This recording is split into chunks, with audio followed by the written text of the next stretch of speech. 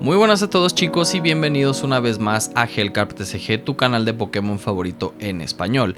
Y en el video de hoy te traigo un resumen o daily report de lo que fue mi experiencia jugando el último torneo de la temporada en el Calabozo del Androide. Estamos hablando de el League Cup Challenge que se llevó a cabo el día 31 de mayo en la tienda Game Center de El Calabozo del Androide, aquí mismo en la ciudad de Guadalajara. Este es el último torneo oficial de la temporada 24-25 que de alguna forma te podría clasificar o dar Championship Points para pues el mundial, ¿no? Ya después haremos un video explicando de cómo se conforman los torneos y cómo se conforma la temporada si tú tienes la opción o la idea de querer clasificarte a un mundial. Si quieres que hagamos un video de eso, no olvides dar like y suscribirte, y con todo gusto haremos un video para la gente que quiera o tenga la espinita de alguna forma de querer competir en torneos de máximo nivel. El día de hoy te traigo, como te digo, el video de lo que fue mi participación, las rondas, cómo jugué, qué baraja jugué. Quédate de hecho en este video porque te voy a mostrar la lista y vamos a platicar de cuál fue mi experiencia y el resultado que tuve en este torneo. Cabe aclarar, y esto no es ninguna justificación para el resultado que yo tuve, que es mi primer torneo después de un pequeño receso que me tomé de casi 8 meses fuera del ambiente competitivo de Pokémon TCG. Si bien estuve probando algunas estrategias, algunas listas, la realidad es que estoy muy fuera de forma en lo que sería el ambiente competitivo, el metajuego local y pues todas las estrategias que se están jugando hoy en día. Así que sin más por el momento, te invito a que veas este resumen conmigo y platiquemos de cómo me fue en el League Cup de El Calabozo del Androide.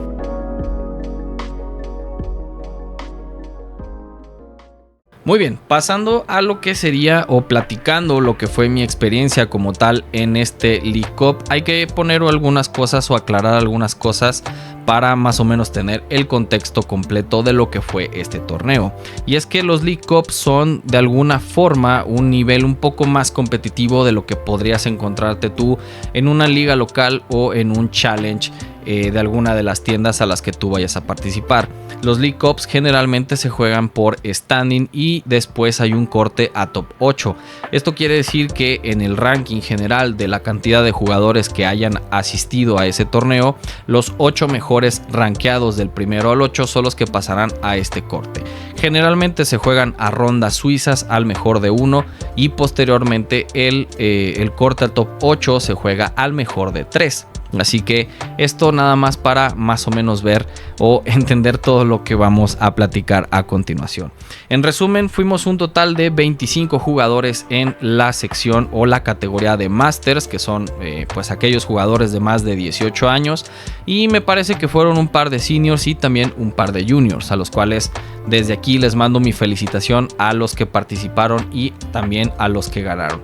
Mencionar que el ganador de este League Challenge fue el buen Mauricio Hernández. Ya lo verán por ahí en algunas partidas, de hecho ya lo vieron en algunas partidas aquí en el canal. Repitió el mazo de Gardevoir y con esto se llevó también este League Challenge. Hizo el doblete el buen Mauricio Hernández. Desde aquí mi felicitación y mi enhorabuena por esto. El mazo que decidí jugar, ya entrando en tema o ya entrando en lo que sería el cuerpo de este video, el mazo que yo decidí jugar fue Charizard Dragapult. Esto responde a varias cuestiones o es la decisión que yo tomé por varios motivos. Número uno, porque el meta actual está bastante, digamos, no quiero decir colapsado, pero está muy repleto de barajas de Gardevoir. Dicho sea de paso, si mal no recuerdo, creo que 4 de las 8 barajas o de los 8 jugadores que pasaron al top 8 eran mazos de Gardevoir. Entonces a mí Dragapult me parece que era la opción más viable post rotación, e incluso antes de la rotación me parecía que era una baraja que tranquilamente pudiéramos mencionarla o meterla dentro de lo que sería el tier S de lo que serían los mazos más tops del juego. Sin embargo, pues bueno, después de la rotación nos dimos cuenta que Gardevoir se ha posicionado tranquilamente como la opción más viable y seguramente como la opción más ganadora hasta ahorita en el formato. Lo hemos visto ganar una cantidad bastante considerable de torneos importantes a lo largo del mundo. Ha ganado en Japón, ha ganado en Europa, ha ganado en Estados Unidos y ha ganado también en Latinoamérica. Así que no es de sorprenderse que nuevamente repita en este League Cup. Entrando a lo que serían las rondas, como repito, fueron 5 rondas al mejor de 1. Y en la primera ronda, para no variar y que mi suerte no fuera así, porque ya van a estar viéndolo a lo largo de lo que serían estos daily reports en el canal, siempre me tiene que tocar la baraja counter de mi baraja. Antes de comenzar con lo que serían las rondas, terminar un poquito con lo que es el análisis del deck que yo jugué. Quédate en este video porque al final te voy a mostrar la lista de cómo yo llevé esta baraja. El por qué llevé yo Dragapult me parece que era la opción, digamos, más viable y sobre todo la más estable y fuerte ante el metajuego actual. Un metajuego que es un poco lento en el sentido de que hemos perdido con la rotación algunos recursos de aceleración y de búsqueda dentro del mismo formato, por lo cual Dragapult podría de alguna forma hacer ciertos estragos o ser una baraja bastante viable. El problema es que está el omnipresente Gardevoir, que gracias a que existe el Clefairy EX de Lily es una amenaza constante y un counter directo a la baraja de Dragapult. Por lo tanto, la única forma que yo encontré de medianamente contrarrestar esta debilidad con la que se enfrentan los decks de Dragapult a las Gardevoir fue metiendo a Charizard como atacante secundario. Para mí Charizard en el mejor de sus momentos, en su prime como normalmente lo diríamos, para mí era el mejor deck del formato. Cuando llegó a instalarse la baraja con lo que conocemos ahora con los Dunsmore y los Dusclops y el Pidgeot y con el Rotom y con todos estos elementos que tuvo la baraja en su momento, me parece que era tranquilamente el mejor deck del formato. Entonces me pareció una buena opción, una opción viable. Había visto algunas listas tanto en Europa como en Japón de Charizard Dragapult que habían obtenido resultados bastante convincentes y obteniendo resultados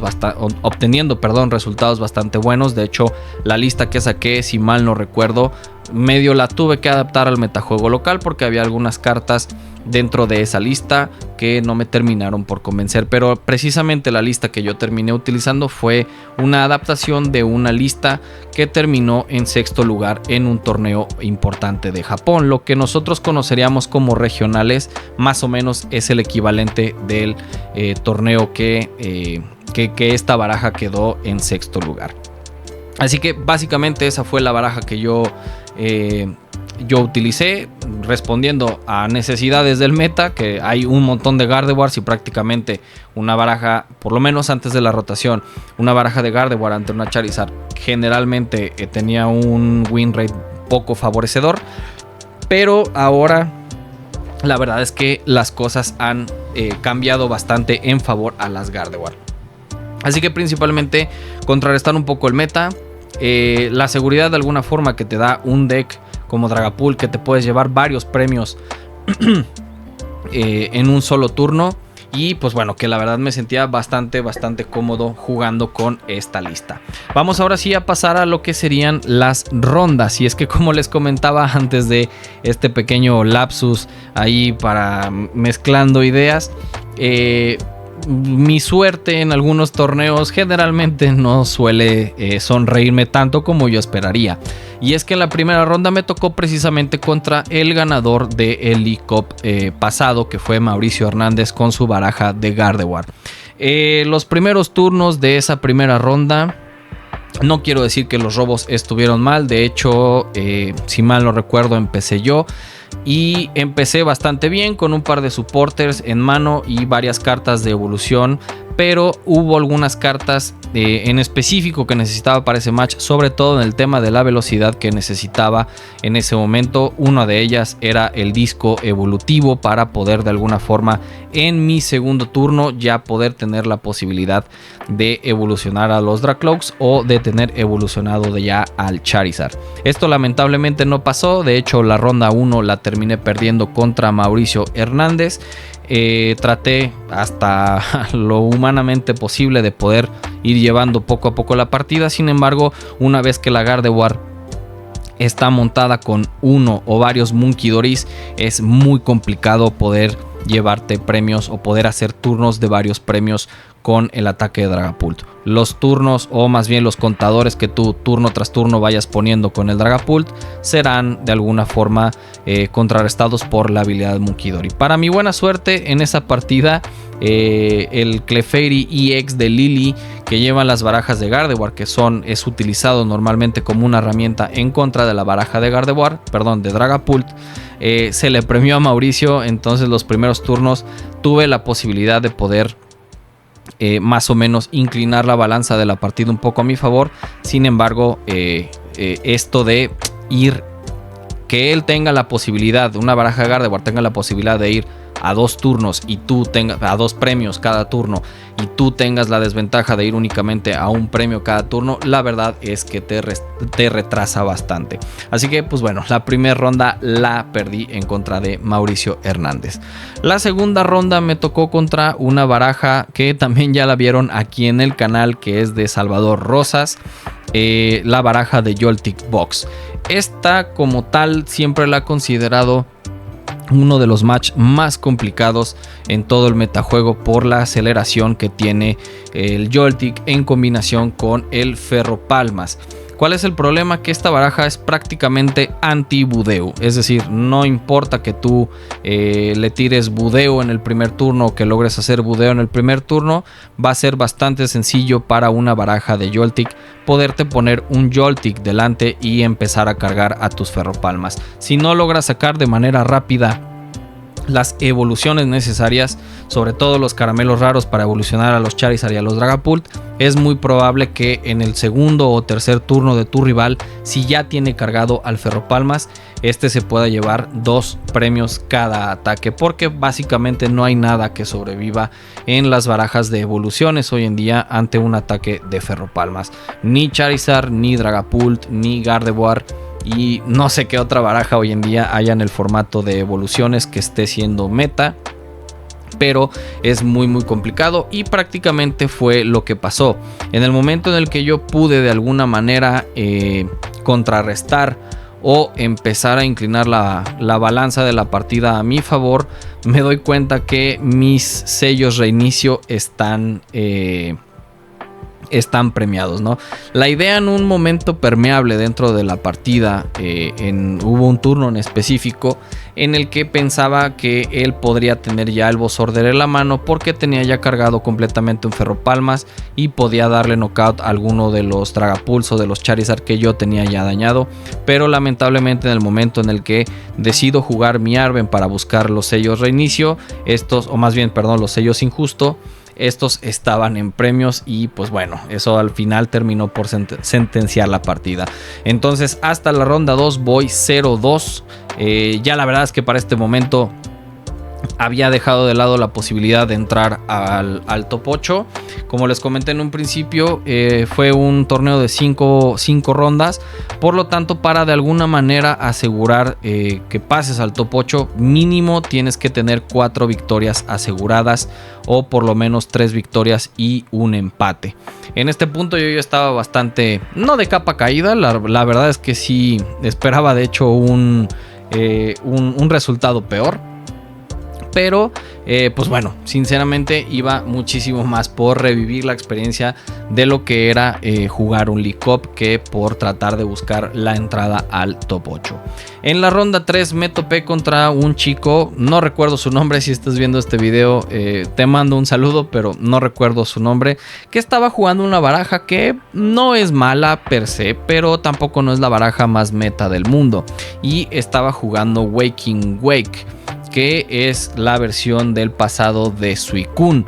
Este Waking Wake EX o Waking Wake, no sé, creo que se llama Furio Ondulagua, se llama en español esta cosa. Es un bicho EX que si está el Pokémon del rival está afectado por alguna condición especial, hace, me parece que 140 o 120 puntos más de daño.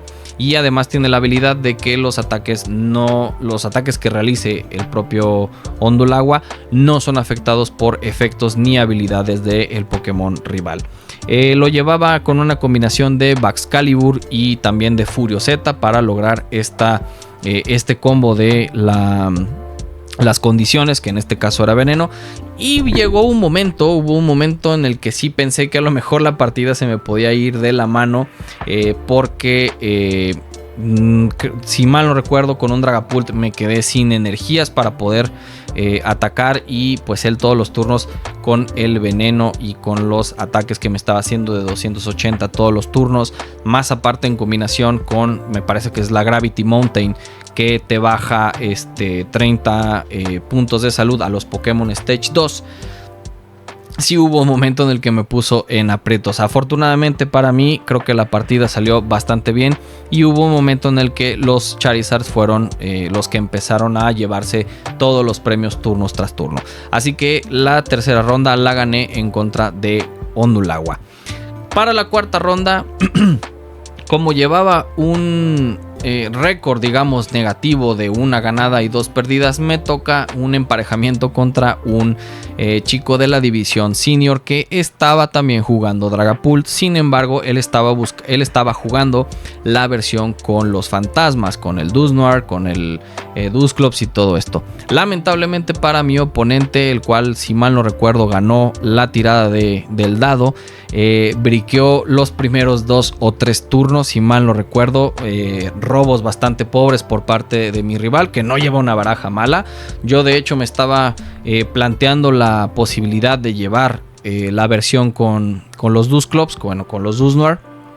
Al final terminé por decantarme por la versión de Charizard y Dragapult. Sin embargo, pues bueno, ahí sí un poco la suerte estuvo de mi lado, porque mi rival, la verdad es que robó bastante mal todos los turnos, y hasta su turno 4 o 5 es que pudo empezar a pegar con el Dragapult. Para él, lamentablemente, en ese punto yo ya había seteado creo que 1 o 2 Dragapults, y además tenía ya completamente cargado un Charizard. Entonces simplemente era cuestión de empezar a pegar, o que él empezara a llevarse turno tras turno premios para yo potencializar aún más el ataque de Charizard. Y llegó un momento en el que él no podía hacer Dusknoir, porque entonces yo me hubiera quedado a un único premio. Así que la ronda 4 la gané contra un Mirror, o más o menos un Mirror, de Dragapult con los fantasmas, con el Dusknoir. Y para la ronda 5, que esta es tranquilamente la ronda más intensa que me tocó jugar de todo el torneo. Nuevamente una disculpa porque no recuerdo el nombre del jugador contra el que me tocó enfrentarme en la quinta ronda, pero este llevaba uno de mis decks favoritos también, por lo menos de la temporada pasada. Hoy en día no lo he jugado tanto, y de hecho no creo llegar a jugarlo, pero me sigue gustando bastante. Y este es el deck de Raging Bolt. Hoy en día con el engine que te da el Noctowl, el Rotom y el Noctowl, la verdad es que es una opción bastante fuerte, bastante viable. Ya tuvo algunos resultados interesantes en Japón, y creo recordar también que en Europa llegó en el último regional o en el último especial de Boloña, llegaron algunas Raging Bolt a puestos importantes dentro del torneo. Y la verdad es que me sigue pareciendo una baraja súper interesante. Y esta fue tranquilamente la partida más intensa que tuve en las 5 rondas, puesto que llevamos la partida hasta un premio cada uno. Lo que sí debo decir es que a la baraja de Dragapult le hace muchísima falta una protección contra la banca. Esto lo vi desde la ronda 1 jugando contra Dragapult, jugando contra Gardevoir, puesto que el Colagrito se estuvo llevando durante varios turnos algunos Pokémon que yo ya tenía seteados, como por ejemplo un Charmeleon completamente cargado, y se llevó también un Dragapult que ya tenía algunos daños y terminó de rematarlo con el Colagrito.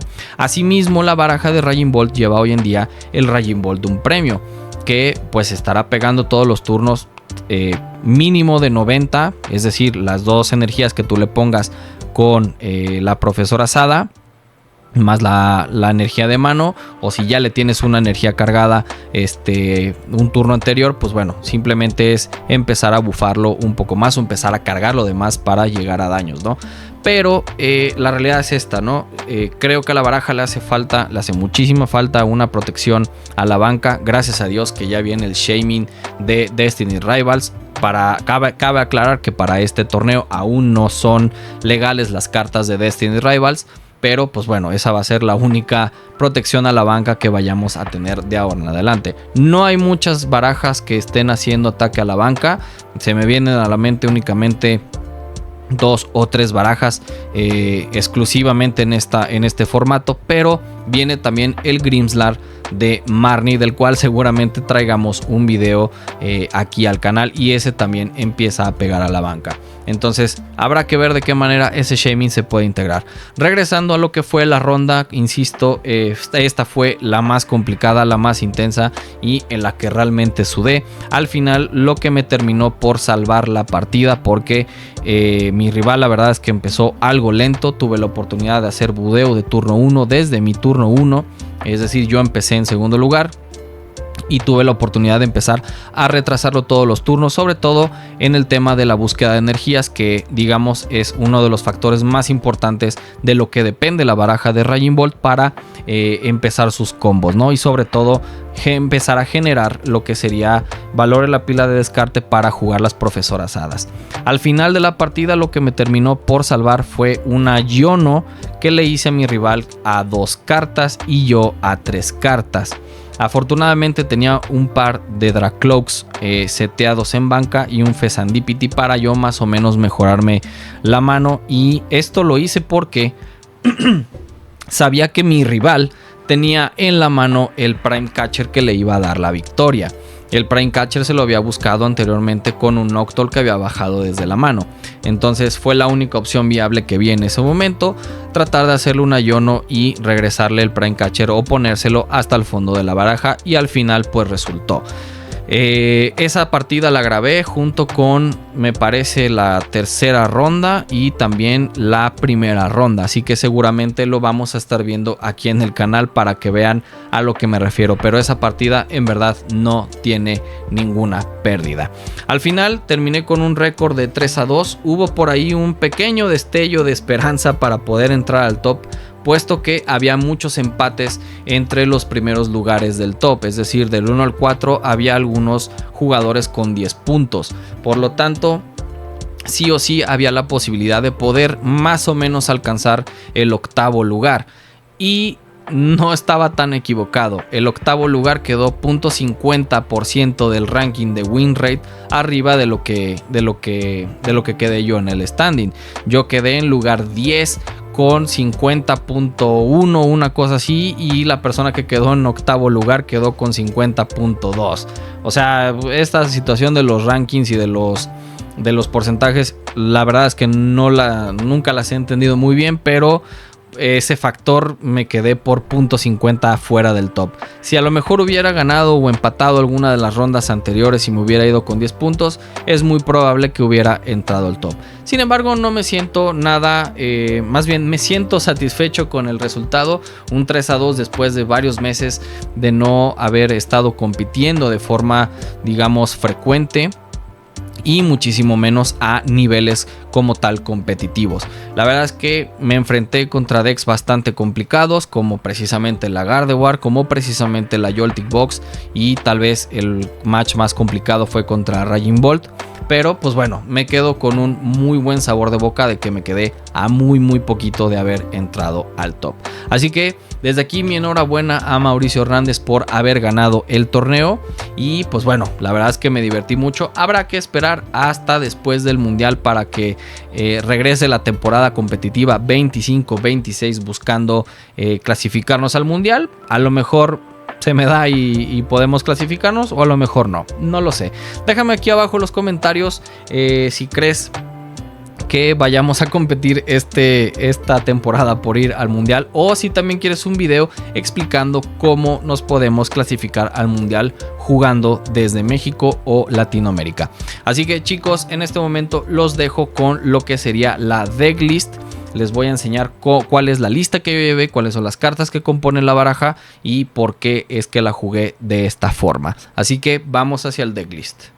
Pues esta es la baraja, chicos, o esta es la lista como yo la conformé de alguna forma, insisto, para contrarrestar un poquito el meta. Vamos a empezar a ver a los Pokémon que lleva esta lista. Y vamos a empezar evidentemente por el atacante principal. En esta ocasión quise llevar la máxima, de alguna forma, consistencia posible, y lo único con lo que podía de alguna forma lograrlo era llevando todas las copias de Dracloak. El Dracloak nos va a permitir de alguna forma mejorar nuestros robos todos los turnos con la habilidad de Recon Directive. Este es prácticamente el motor de robo de la baraja, con lo que vamos a poder de alguna manera enfrentar todos los matchups. Y evidentemente Dragapult EX, que pues bueno, para mí es una de las mejores cartas que hay hoy en día en el formato. Es tranquilamente el segundo mazo, o junto con Gardevoir, los mazos más jugados y el mejor mazo para mí. Gracias a Phantom Dive vamos a poder estar atacando y repartiendo contadores turno tras turno. De aquí no hay mucho más que decir al respecto. La baraja es bastante vainilla, debo decirlo, es bastante estándar. No hay como muchas cartas que pudiéramos considerar tech. Y pues bueno, este sería el atacante secundario, el buen Charizard EX. El motivo del por qué llevar este Charmeleon es básicamente porque yo esperaba ver un poco más de Dragapults. De hecho, en la primera ronda hubo una situación que bueno, yo por no leer de forma a conciencia la carta, yo pensaba que este Charmeleon no era afectado por el ataque o por los ataques a la banca, por lo cual pues no consideré de alguna forma que le fueran a pegar con el colagrito de Gardevoir, y pues sí, resulta que sí, es más, aquí mismo lo dice. Y pues bueno, este bien conocido por todos, ya lleva bastante tiempo en el formato, el buen Charizard EX, que tranquilamente es uno de los atacantes más rotos que tenemos hoy en día en el formato. Eso sería todo en la parte de los atacantes principales. Vamos a pasar ahora a los Pokémon Support. Y aquí pues bueno, Fezandipiti, 2 Budeus, un Munkidori. Ahora van a ver por qué llevamos el Munkidori y el Hawlucha. El Munkidori, no hay mucho más que decir alrededor del Fezandipiti ni tampoco de los Budeus. Este es prácticamente el Pokémon que siempre quieres ver en la primera mano, o siempre de alguna manera vas a buscar bajarlo para empezar a retrasar a tu oponente, pero esto es lo que de alguna manera te puede llegar a salvar las partidas. Contra el chico de la tercera ronda que jugué con esa Ondulagua, prácticamente esto fue lo que me permitió de alguna forma resistir los ataques de mi rival y que este no llegara a daños, puesto que pues yo podía de alguna forma empezar a restarle 30 puntos de daño a los Pokémon activos. Y pues evidentemente de Hawlucha no hay mucho que decir, esto te sirve para los primeros turnos o en el turno en el que veas viable poder bajarlo para hacer la habilidad de Hawlucha, ponerle los contadores a un Fezandipiti y después tirarle el Boss Order o el Counter Catcher.